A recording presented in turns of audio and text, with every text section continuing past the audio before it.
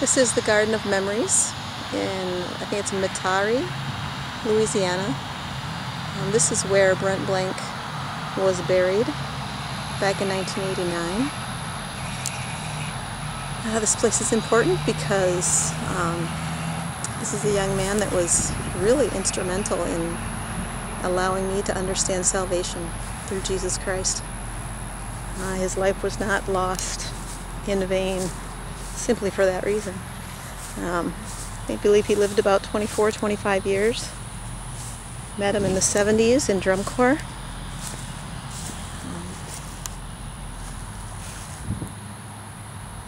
There he is right there, Brent Joseph Blank, 1966, 1989.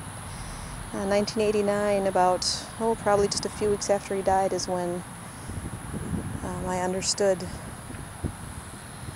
who I really was and my need for Jesus. Before that, I was really a wandering soul, did a lot of really bad things. But in the 10, 11 years that I knew Brent, he really brought God to the forefront and attention of my heart, often. Wrote letters back and forth probably 5 or 6 of those years, talked on the phone a couple times a month at least, that whole time.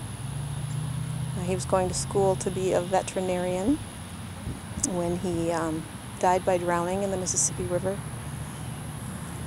I was married by then, had a couple of kids, but Brent always held a very special place in my heart, still really does, simply because he was instrumental in helping me make that change in my life, helping God make that change in my life. So at the very lowest point in my life is when Brent died.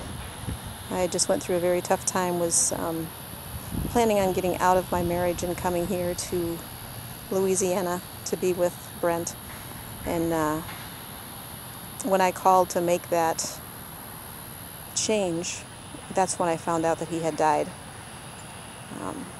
Worst day of my life is the day that I got saved.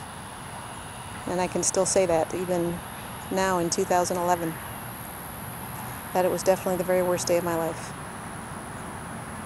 So I'm here just to say, hey, thanks Brent for living your life as you did, bringing Jesus into our conversations, bringing my mind to things that are important, eternal things.